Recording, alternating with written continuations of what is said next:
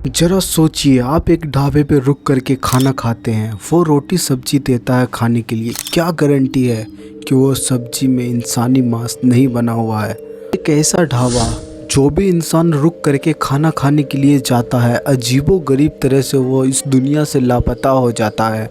जमीन निकल जाता है या आसमान, उस इंसान का नामो निशान मिट जाता है। इसी होटल के पास एक ऐसा किलर, ऐसा खूनी खाना खाने के लिए आता है और एक मासूम सी लड़की को अगवा करके उसे बहुत ही बेरहमी से टॉर्चर करके मार देता है। क्या ये खूनी के बारे में कभी पुलिस पता लगा पाएंगे, या वो ढाबे पे जो भी कुछ हो रहा है क्या उसके बारे में कभी दुनिया वाले को पता चलेंगे। ये कहानी है 23 जून 2021 की एक सच्ची घटना पे आधारित। माया और समीर एक दूसरे से बहुत ही बेहद मोहब्बत करते थे। अपने प्यार को मुकाम तक पहुंचाने के लिए अपने गांव से भागकर आ गए थे। दोनों शहर में किराए पे रहते थे। समीर पार्ट टाइम जॉब करता था। ये दोनों कुछ ही दिन बाद सगाई करने वाले थे। एक दिन समीर को काम से जल्दी छुट्टी मिला। माया के साथ वो सुनसान पार्क में बैठे हुए थे। चारों तरफ हरियाली थी, हवा में एक नई शुरुआत की महक थी। समीर ने बहुत ही प्यार से माया का हाथ अपने हाथों में रखा और बोला, बहुत ही जल्द 2 दिन बाद कानूनी तौर पे तुम मेरी पत्नी बन जाओगी। जानता हूँ मेरे पास तुम्हें देने के लिए कोई हीरे की अंगूठी नहीं है मेरे पास। मैं वादा करता हूँ तुमसे कि मैं उम्र भर तुम्हें बहुत ही खुश रखूंगा, कभी तुम्हारे आंखों में आंसू नहीं आने दूंगा। माया थोड़ा शर्माते हुए बोले कि तुम इतने रोमांटिक कब से हो गए हो, हमें तो यकीन ही नहीं हो रहा कि हम दोनों आखिरकार साथ में हैं। समीर ने कहा कि तुम उतनी टेंशन मत लो, तुम यहाँ पे बस थोड़ी देर बैठो, मैं ढाबे पे से आता हूँ, मैं कुछ खाने पीने का सामान लेकर के आता हूँ, बैठ करके हम दोनों साथ में खाएंगे, उसके बाद होटल पे चलेंगे। समीर वहाँ से निकल गया ढाबे के लिए। 1 घंटा बीत गया लेकिन समीर वापस नहीं आया। माया वहीं पे बैठ करके बोर हो रही थी। उसे डर भी लग रहा था, ये जंगल सुनसान था। सोच में पड़ गई कि समीर तो कुछ ही देर के लिए गया था लेकिन 1 घंटे से ज्यादा हो गया। अपना फोन निकालती है, सीधा समीर को कॉल करती है लेकिन इनका कॉल स्विच ऑफ बताता है। माया वहाँ से डरती हुई उठी, सीधा वही ढाबे के तरफ जाने लगी। वहाँ जा करके समीर के बारे में ढाबे वाले से हाथ जोड़ करके पूछी, ये हमारा हस्बैंड है, कुछ घंटे पहले यहाँ पे कोई सामान लेने के लिए आया हुआ था, क्या आप इसे देखे हैं। ढाबे का मालिक उसके पास आया, बोला कि आप चिंता मत करिए, ये सुनसान जगह है, यहाँ पे अक्सर लड़की, उसका बॉयफ्रेंड या उसके पति यहाँ पे आ करके उसको छोड़ करके चले जाते हैं। यहाँ पे बहुत सारे ऐसा केस हो चुके हैं, आप चिंता मत कीजिए, हो सकता है कि वो घर पे चला गया हो, वो रूम पे हो, अब उसे कॉल कर लीजिए। माया उसे बताती है कि मैं ऑलरेडी फ़ोन कर चुकी हूँ उसे, बट उसका फ़ोन स्विच ऑफ बता रहा है। माया के दिमाग में बस यही चल रहा था कि समीर ऐसा उसे कर ही नहीं सकता, छोड़ के जा ही नहीं सकता है। वो मायूस होकर के वो होटल पे गई, समीर का इंतजार करने लगी। कई घंटे गुजर गए लेकिन समीर नहीं आया। बंद कमरे में अकेले थी। समीर का याद उसे सताने लगा। वो बंद कमरे उसे जेल से कम नहीं लग रहे थे। ये अपने आप और मन में कह रही थी कि समीर ऐसा हो ही नहीं सकता, उसे छोड़ के जा ही नहीं सकता है। 2 दिन बाद इनका शादी होने वाला था उनसे, अपने गांव से भाग करके आई थी, इसे छोड़ करके कैसे जा सकता है। माया जहाँ जहाँ गई थी समीर के साथ, समीर का फोटो ले करके वहाँ पे जा करके हर एक इंसान से पूछती, क्या ये हमारे हस्बैंड है, इसे आपने देखे हैं क्या। बार बार ढाबे का चक्कर लगाती और पार्क जाती लेकिन इसे कोई भी रिजल्ट नहीं मिल रहा था कि आखिर समीर कहाँ गया। लेकिन ये इस बात से अनजान थी, कोई एक इंसान है, शख्स दूर से इनके हर एक हरकत पे नज़र रखा हुआ है, जो इनको अंदाज़ा भी नहीं है कि वो इंसान इनके साथ आखिर क्या क्या कर सकते हैं। कुछ ही दिन पहले यही इलाके में पुलिस स्टेशन से मुन्ना नाम के गैंगस्टर, जो बहुत ही खूंखार अपराधी था, वो पैरोल पे बाहर आने के बाद वो भाग गया था। ये इतना बड़ा अपराधी था जो पूरे देश के पुलिस इनके पीछे पड़ा हुआ था। ये बहुत ही बड़ा साइको था। यही माया पे दूर से नजर रखे हुआ था। माया को समीर नहीं मिलता तो माया पुलिस स्टेशन जाकर के रिपोर्ट दर्ज करवाती है। पुलिस वाले भी उनको समझाते हैं कि हो सकता है कि अभी तो शादी हुआ नहीं था, 2 दिन होने वाला था, हो सकता है कि आपको छोड़ करके वो कहीं चला गया हो। लेकिन माया मानने के लिए तैयार ही नहीं थी। वो सीधा साफ साफ मना कर देती है, कहती है कि मैं उनके साथ रहा हूँ, मैं जानता हूँ, वो मुझे छोड़ करके जा ही नहीं सकती। इसी वजह से पुलिस वाले को रिपोर्ट दर्ज करना पड़ता है। रिपोर्ट लिखवा करके वो रास्ते में जा रही थी, तभी मुन्ना व्हाइट गाड़ी से उसके सामने आकर के रुका। मुन्ना ने बहुत ही हमदर्द लहजे में कहा, मैडम आप वही हो ना जिसका मंगेतर गायब है? अभी अभी शंकर वाली के तरफ जाते हुए देखा है। वो बहुत ही ज्यादा परेशान लग रहा था। माया की आंखों में उम्मीद की चमक आ गई। वो बिना सोचे समझे पूछी, क्या सच में आप मुझे वहाँ ले जा सकते हैं? मुन्ना ने मुस्कुरा करके वैन का दरवाजा खोला। माया जा करके वैन के अंदर सीधा बैठ गई। माया को लगा खुदा ने किसी फरिश्ते को इसके लिए भेजा है। वैन थोड़ा ही आगे गया, मुन्ना का असली चेहरा इनके सामने आया। इस रास्ते से इनको जाना चाहिए था, वो रास्ते ना जा करके सुनसान वाले रास्ते पे ये अपना वैन को ले जाने लगा। माया डर गई और चिल्लाई कि ये रास्ता शंकर वाली का नहीं है। लेकिन मुन्ना ने वैन को नहीं रोका। एक सन्नाटे वाले जंगल में जा करके वैन को अचानक रोक दिया। मुन्ना एक साइको किलर है, ये बहुत ही बेरहम है। यहाँ पे माया अगर जोर जोर से भी वो चिल्लाती है, इनका आवाज कोई भी नहीं सुनने वाला है यहाँ। और माया के साथ दरिंदगी की सारी हदें पार कर दी। पहले तो उसका पूरा कपड़ा उतारा, अब बहुत ही बेरहमी से उसको पीटा। कुछ नशे करने वाले सामान अपने साथ में लेकर के आया हुआ था, ये खुद भी पिया और उनको भी पिलाया। सिगरेट पी करके उनको जलाया। जो भी दरिंदगी होती है वो उनके साथ ये करने लगा। बहुत ही बेरहमी से इसके साथ करता, उसके बाद इसको पीटता और गला तब तक दबाता जब तक इसकी जान नहीं निकलने वाली होती। जब इनको लगता कि ये मरने वाली है तो ये मुन्ना रुक जाता, फिर से उनके शरीर में जान आने देता। जब जान आता तो फिर से अपना टॉर्चर स्टार्ट करता। मुन्ना तो साइको किलर था ना, उससे तो ये सब चीज करने में मजा आ रहा था। लेकिन माया वो बहुत ही बेरहमी से बेचारी रोती, उनके आगे गिड़गिड़ाती, मैं क्या किया हूँ आखिर। लेकिन वो सुनने वाला नहीं था। और जब इनके अंतरात्मा को शांति मिल गया, माया उनके सामने में भीख मांग रही थी, समीर को याद कर रही थी। लेकिन मुन्ना जब इनका हो जाता, जब अपना हवस मिटा लिया तो पकड़े जाने की डर की वजह से बहुत ही बेरहमी से माया का गला तब तक दबा करके रखी जब तक वो मर नहीं गया। वो लड़की 2 दिन बाद अपनी जिंदगी नई तरह से शुरुआत करने वाली थी। अब इनका शरीर एक ठंडे जंगल में बेजान पड़ा हुआ था। मुन्ना उसे मारकर उसके शरीर को झाड़ियों में फेंक दिया। वहाँ से ऐसे फरार हुआ जैसे कि कुछ हुआ ही ना हो। जो झाड़ियों में माया का शरीर फेंका हुआ था, वहीं के एक लोकल बंदे थे जो अपना शौच या कुछ करने के लिए गए हुए थे। उनका नज़र उस बॉडी पे गया, जो डर करके वहाँ से भागा।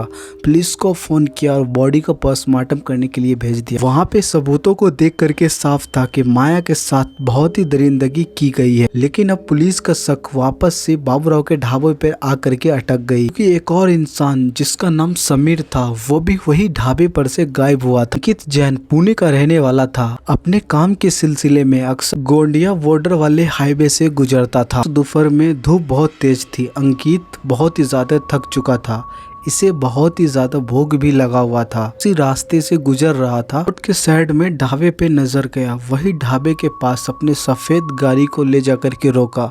गाड़ी से बाहर निकला, सोचा यहाँ पे कुछ खाना खा लेता हूँ और आराम कर लेता हूँ। ये साफ सुथरा इंसान था। ये अपने शादी का हाथ में सोने की अंगूठी भी पहने हुआ था। ढाबे के अंदर गया, एक कोने के बेंच पर जा करके बैठ गया। बाबूराव इनके पास आया, खुद वो इनका ऑर्डर लिया। बहुत ही मीठी बातों से अंकित को कहा यहाँ का स्पेशल मटन चखने के लिए। थोड़ा सा निवाला चखा ही था, तभी इनके सर में चक्कर से आने लगा और इनका सर चकराने लगा। कुछ समझ में नहीं आ रहा था कि आखिर क्या हो रहा है। इनकी आंखों के सामने धुंधलापन छाने लगा। धुंधली आंखों से देखा कि बाबूराव और उनका बेटा और एक और साथी इनके तरफ आ रहा है। के बाद इसका क्या हुआ किसी को कुछ पता नहीं। जब अंकित रात तक घर नहीं पहुंचा तो उसकी पत्नी बहुत ही ज्यादा परेशान हो गई और अगले दिन गुमशुदगी की रिपोर्ट दर्ज करवाई। पुलिस ने जांच शुरू की तो अंकित का कार उस ढाबे से कुछ किलोमीटर दूर मिला, लेकिन अंकित का कोई नामो निशान नहीं था। पुलिस को लगा कि शायद ये लूटपाट का मामला है। अंकित को गायब हुए काफी दिन हो गया था। अंकित को गायब हुए कुछ ही दिन बाद एक और नौजवान उसी जगह से गायब हो गया अचानक। मानव अपनी बाइक पे लॉन्ग ड्राइव पे निकला था। वह एक बहुत ही खुश मिजाज लड़का था। उसे हर एक ढाबे पे जा करके खाने चखने का बहुत ही शौक था। शाम का वक्त था, सूरज ढल रहा था। मानव अपना बाइक को ढाबे के सामने जा करके रोका। हाथ मुंह धो करके सीधा वॉशरूम के तरफ जाता है। यही ढाबे पे मानव की मुलाकात यहाँ के काम करने वाले एक वर्कर से होता है, तो इस ढाबे के लिए मीट सप्लाई करता था। वो उसके पास आया, बोला कि आप बाहर क्यों खड़े हुए हैं, अब चलिए आराम कीजिए, मैं आपके लिए बहुत ही अच्छा स्वादिष्ट खाना लगाते हैं। मानव उसकी बात में आकर के वो अंदर चला जाता है।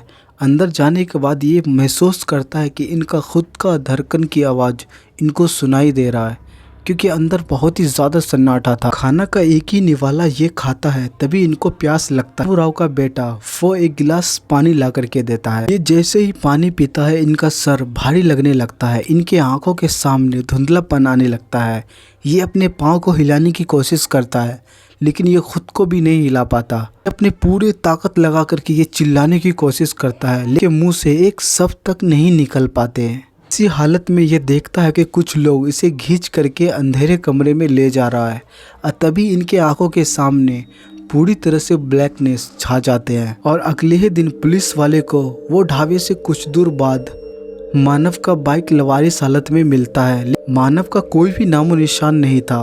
पुलिस के पास एक और मिसिंग नौजवान का केस आता है। इस वाले को अभी भी यही लग रहा था कि कोई गैंग है जो भी वहाँ पे गुजरने वाले सवारी को, चाहे वो बाइक से हो या फिर कार से हो, उसका सारा सामान लूट करके गाड़ी या बाइक वहीं पे छोड़ देते हैं।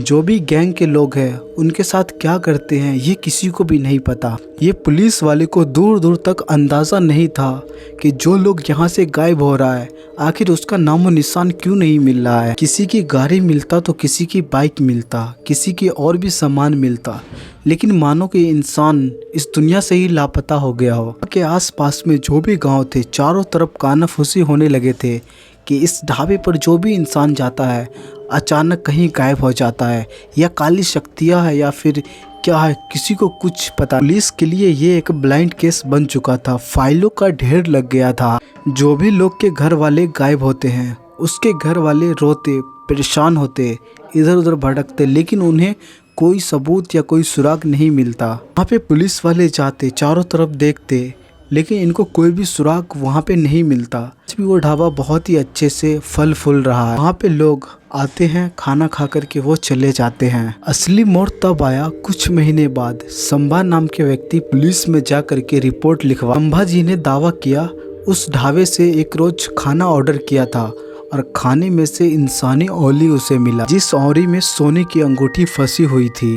वो अंगूठी पुलिस के पास आ गया था। वो अंगूठी ले करके जो भी इंसान उस जगह के आसपास से लापता या गायब हुए थे उनके फैमिली के पास जा करके वो अंगूठी को दिखाते हैं। उसमें से एक फैमिली उस अंगूठी को देख करके पहचान जाता है। ये अंगूठी अंकित का ही था। अंकित इनका पति था। एक सुराग ने पुलिस का होश उड़ा दी। उसे समझ में आ गया कि वो ढाबे पे जा करके खाना खाने वाले लोग गायब क्यों हो रहे हैं। बस गायब ही नहीं, कुछ ऐसा हो रहा है जिसकी कल्पना करने वाला भी रूह कांपा देने वाला था। ये कहानी अब सबसे रोमांचक मोड़ पे पहुंचती है, जहां पर आर्यन जो एक निडर मेडिकल छात्र था, ये रहस्यमय सिलसिले का अगली कड़ी बनने वाला था। आर्यन अपने पढ़ाई के साथ साथ समाज में हो रही अपराधों पे वीडियोस भी बनाता था। वो अक्सर अपने बाइक पे बैठ करके अलग अलग जगह पे जा करके वो वीडियो बनाता। उसी रोज आर्यन उसी हाईवे से गुजर रहा था। बहुत से लोगों के मुँह से सुना था कि इस इलाके से लोग अचानक गायब हो रहा है। के पीछे जो भी सच्चाई था उसको सामने लाना चाहता था। दोपहर का समय था। आर्यन ने उसी ढाबे पर अपना बाइक रोका और वहां जा पहुंचा। वो देखा कि ढाबा बाहर से बहुत ही नॉर्मल दिख रहा था। आर्यन ने ढाबे पे बैठ करके वो खाने को ऑर्डर किया। ये एक क्रिएटर था, वीडियो बनाता था। ये पूरी तरह से चौकन्ने था। वो बैठा था, उसके पीछे एक गंदा नाला था, वहाँ से गंदा पानी गुजर रहा था। उसे हड्डी कटने की आवाजें इनको सुनाई दे रहा था। बातों बातों में वहाँ के बाबू राव से पूछा कि हमने सुने हैं कि यहाँ पे लोग अचानक सा गायब हो जाते हैं, पुलिस भी यहाँ के आसपास का चक्कर लगा रहा है। बाबू राव ये बात सुन करके उनके चेहरे से चमक जैसे उड़ सा गया। ढाबे के मालिक तुरंत अपने बेटे को इशारा किया। उसका बेटा आर्यन के लिए एक गिलास छाछ लेकर के आया। आर्यन को शक तो था, लेकिन ये नहीं जानता था वो शातिर भी बहुत है। जैसे ही छाछ के कुछ घोट अंदर निकला, इनका सर भारी होने लगा। आर्यन तुरंत समझ गया कि इनके छाछ में इनको नशा दिया गया है। तुरंत अपने जेब से फोन निकालने की कोशिश किया, लेकिन तब तक इनके हाथ पांव कांपने लगे थे। आर्यन देखा कि इनके तरफ कुछ लोग चल करके आ रहे हैं। कैसो भी करके लड़खड़ाते हुए उठा अब पीछे के ओर भागने लगा। भाग करके वहां जा पहुंचा जहां पर किसी भी इंसान को जाने की इजाजत नहीं थी। वहां पहुंच करके जो उसने देखा उसकी रूह कांप गई। आर्यन का भी किस्मत उतना अच्छे नहीं थे, इससे पहले ये यहाँ से भाग पाते। पीछे से आया, इनके सर पे बहुत ही तेज वार किया। इनके आंखों के सामने धुंधलापन छा गया, ये नीचे गिर गया। आखिर आर्यन के साथ उसके बाद हुआ क्या? यहाँ ढाबे के जो मालिक थे, उनका बेटा और एक और कर्मचारी जो था, वो सभी मिल करके यहाँ पे आए हुए लोगों को इंजेक्शन लगाता, वो बेहोश हो जाता। वो चालाकी करता तो उनके सर पे वार करता। वो जैसे ही बेहोश होता, उनको तो उसी नाले के उस पार एक कैबिन था जो बुजुर्ग खाना बना रखा था, उसके अंदर ले जाता, उनको लेटा देता, उनके बॉडी पे से सारे कपड़े को उतार देता, शरीर पे जो भी चमड़े था उनको छील देता। जैसे जानवर के साथ कैसे बुचर करके उनके मीट को पीस में बना देता, वैसे उनके साथ करता और उनका सब्जी बनाता। और जो भी इनके ढाबे पे आता उसको इसी इंसानी गोश्त के सब्जी के साथ चावल या रोटी जो भी होता खाने के लिए देता। अगले दिन आर्यन की माँ वो आई, सीधा पुलिस स्टेशन में जा करके रिपोर्ट लिखवाई अपने बेटे की कि उसका बेटा एक वीडियोस बनाता है, पढ़ाई लिखाई के साथ साथ वो वीडियोस भी बनाता है। कल ही ढाबे पे गया था खाना खाने के लिए, उसी टाइम से उसका फ़ोन स्विच ऑफ बता रहा, उनका कोई भी पता नहीं चल रहा है। पुलिस के पास सब एक ही जगह से गायब होने वाले लोगों के लंबे लिस्ट थी इनके पास। आर्यन पुलिस ऑफिसर को अब पूरी तरह से मालूम हो गया कि ये कोई छोटी मोटी लूटपाट का मामला नहीं है, बहुत ही गंभीर मामला है। एक ही जगह से बहुत सारे लोगों का गायब होने का रिपोर्ट दर्ज करवाना ये कोई मामूली बात नहीं है। इंस्पेक्टर विजय ने अब सारी कड़ियों को जोड़ लिया। अब पूरी तरह से ये समझ गया कि सीधा उंगली से घी नहीं निकलने वाला है। ये एक अंडर गवर्नमेंट ऑपरेशन स्टार्ट किया। पुलिस ने एक दाव खेला। पुलिस ऑफिसर को एक आम जैसे इंसान बना करके उसी ढाबे पे भेजा ग्राहक के रूप में। वो जा करके सीधा खाना ऑर्डर किया। पुलिस ऑफिसर आम मुसाफिर बन करके जो ढाबे पे गया था, वो बहुत सारे खाने का ऑर्डर किया ताकि ढाबे वाले को शक ना हो कि ये पुलिस वाले हैं। बातचीत बढ़ाया, रोजाना खाने ले जाने लगा और खाने को लाइव टेस्ट के लिए भेज दिया गया। ढाबे पे जब भी खाना लेने के लिए आता, इनके आसपास या दूरी पे बहुत ही पुलिस ऑफिसर होते, लेकिन वो सादा भेष में होते ताकि किसी को भी शक ना हो। सारे पुलिस वाले इनका एक इशारे का बस इंतजार कर रहे थे। ये बस एक सिग्नल देता और जाकर के सीधा ढाबे पे धावा बोल देता। कुछ दिन वही ढाबे से खाना लेने के बाद वही मुसाफिर ढाबे वाले मालिक को कहता है कि वॉशरूम यूज करना है, लेकिन ढाबे का जो मालिक होता है वो शक वाले निगाह से इनको देखा, लेकिन फिर भी ढाबे का मालिक एक और कर्मचारी के इनके पीछे वॉशरूम की तरफ इनके पीछे जाने के लिए भेजा। जैसे ही पुलिस वाले आम मुसाफिर बन करके वॉशरूम यूज करने के लिए गया, वहीं पे जो नाला बह रहा था, गंदा नाला, बहुत ही अजीबोगरीब बदबू, मानो कि कोई लाश सड़ रहा हो। और अपना मोबाइल निकाला, फ्लैश लाइट ऑन करके उस कमरे की तरफ जाने लगा, जो कमरे की तरफ जाने का किसी को भी अलाउड नहीं था। वहां जा करके देखा तो इनका पैरों के तले जमीन खिसक गया। उस रूम के अंदर जो ढाबे मालिक का बेटा था, वो अजीबोगरीब चीज को काट रहा था। देखने से पूरी तरह से मांस का लौथरा दिख रहा था। वो पुलिस ऑफिसर जो आम मुसाफिर के भेष में थे, वहां से जैसे ही पीछे मुड़ा भागने के लिए, तभी वहां का कर्मचारी उनको रोका। उनके हाथ में एक मोटा सा डंडा था। इससे पहले वो कर्मचारी वो डंडा लेकर के वो ऑफिसर को मारता, ये अपने पास एक बटन रखे हुआ था, रेड बटन, वो फौरन से उसको दबा दिया। उसको दबाते हुए ही सारे पुलिस ऑफिसर के पास सिग्नल चला गया। पलक झपकते ही विजय अपनी पूरे टीम के साथ ढाबे के अंदर जा करके हमला बोल दिया। ढाबे का मालिक ये देख करके वो बहुत ही ज्यादा डर गया और भागने की कोशिश किया, लेकिन पुलिस ने भी उसको दबोच लिया। जब कमरे के अंदर जा करके सब कुछ जांच किया तो सभी के पैरों के तले जमीन हिल गया। सभी बहुत ही ज्यादा डर में, खौफ में आ गए। चारों तरफ इंसानी मांस के टुकड़े और इंसानी हाथ पांव, हर चीज बिखरा हुआ था, फ्रिज में रखा हुआ था। वहां पर एक डायरी भी मिला। उस डायरी में उन लोगों का नाम था जो भी लोग इस ढाबे पे आया था। ये लोगों ने मिल करके उन सभी को मार करके उनका सब्जी बनाया था। पुलिस वाले और भी अच्छे से पूछताछ करते हैं तो ढाबे के मालिक वो टूट जाते हैं, बताते हैं। उन्हें बताया कि वो बस लूट पार्टी नहीं करते थे, इनको जो भी इंसान पसंद आता था उनको इंजेक्शन लगा करके उसे बेहोश करता, उस इंसान को बलि चढ़ाता, उनके पास जो भी सामान होता वो लूटता।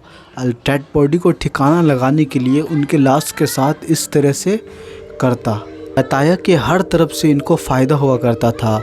डेड बॉडी जो भी था उनके टुकड़े टुकड़े कर करके गोश्त खरीदने का इनका पैसा बच जाता था। जो भी इनके पास सामान था वो लूट लेता था। इनका बलि का जो प्रक्रिया था वो भी सफल हो जाता था। इसी बीच मुन्ना जो बहुत ही बड़ा खूनी दरिंदा था के बारे में भी पुलिस वाले को सुराग मिलता है। जा करके सीधा पुलिस वाले उनको भी उठा लेता है। जब ढाबे का मालिक ने बता दिया तो जो ढाबे पे काम कर रहा था कर्मचारी, उनसे जब पूछताछ करता है अच्छे से तो मालूम चलता है कि वो बंगाल से भागा हुआ एक बहुत ही बड़ा सनकी था। वो खुद को एक बहुत ही बड़ा तांत्रिक समझता था। उसने कबूल किया जो तांत्रिक बनने का जो प्रक्रिया था उसमें कुछ कमी न रह जाए, इसी वजह से हम बलि दिया करते थे। ढाबे का मालिक है उसके बेटे को मैं भड़काया और उन सब से मैं ये काम करवाया। जो भी लोग ढाबे पे आते थे उन सभी के साथ हम लोग ऐसा ही करते थे और उनके बॉडी के साथ इसी तरह से करते थे ताकि कभी भी इनका पहचान या बॉडी ना मिले पुलिस वाले को तो वो उनका पहचान कर सके। जब अदालत में उन चारों को पेश किया गया, पूरे शहर की भीड़ वहां पर जमी हुई थी। इस मामले को रेयर्स ऑफ रेयर माना और सभी आरोपी को उम्र भर की सजा सुनाई। वो कर्मचारी जो अपने आप को तांत्रिक समझता था उसको फांसी की सजा सुनाई। मुन्ना को भी माया को इस तरह से मौत के घाट उतारने की वजह से उनको भी उम्र कैद की सजा सुनाई। आज भी उस ढाबे के रोड के तरफ से जो भी गुजरते हैं, इन ढाबे के बारे में जिनको पता होता है उनका दिल आज भी सिहर जाता है। लोग उधर से जाना भी नहीं चाहते हैं। पुलिस ने ढाबे के पीछे की जमीन जब खुदाई की तो वहां से बहुत ही इंसान के अवशेष हड्डियां निकला और फोरेंसिक टीम ने यह भी साबित कर दी खाने को लैब में जो भेजा था उस सब्जी में भी इंसानी मांस थे वो मिले थे। जब इन आरोपियों को जेल के वैन में ले जाया जा रहा था, समीर और माया की बेबस फैमिली भी वहां पे मौजूद थी। उनके आंखों में इंसाफ मिलने की तसल्ली थी। अपने बच्चे को खोने का गम था जो कभी भी नहीं भर सकता। वो ढाबा जो कभी मुसाफिरों की भूख मिटाने की जगह थी, ये सरकार ने बुलडोजर चला करके गिरा दिया। आज भी उस हाईवे से लोग गुजरने वाले उस खाली जमीन को देख करके कांप जाते हैं। अगर आपको इसी तरह का वीडियो देखना पसंद है तो मैं एक और केस को कवर किया था जो जापान की लड़की थी जो कॉलेज में वो पढ़ाई करती थी। उन्हें एक लड़का पसंद करता है लेकिन उसे रिजेक्ट कर देती है। ये लड़की जब उसको रिजेक्ट करती है तो वो लड़का अपने फ्रेंड के साथ ही लड़की के साथ इतना गलत करता है 44 दिन तक नर्क से भी बदतर इस लड़की के साथ अत्याचार करता है। वो लड़की ये नर्क भरी ज़िंदगी से आज़ाद हो जाती है। अगर आपको देखना है तो यहाँ पे क्लिक करके देख सकते हैं और जाने से पहले हमारे चैनल को सब्सक्राइब कीजिए, अपने दोस्तों के पास वीडियो को शेयर कीजिए।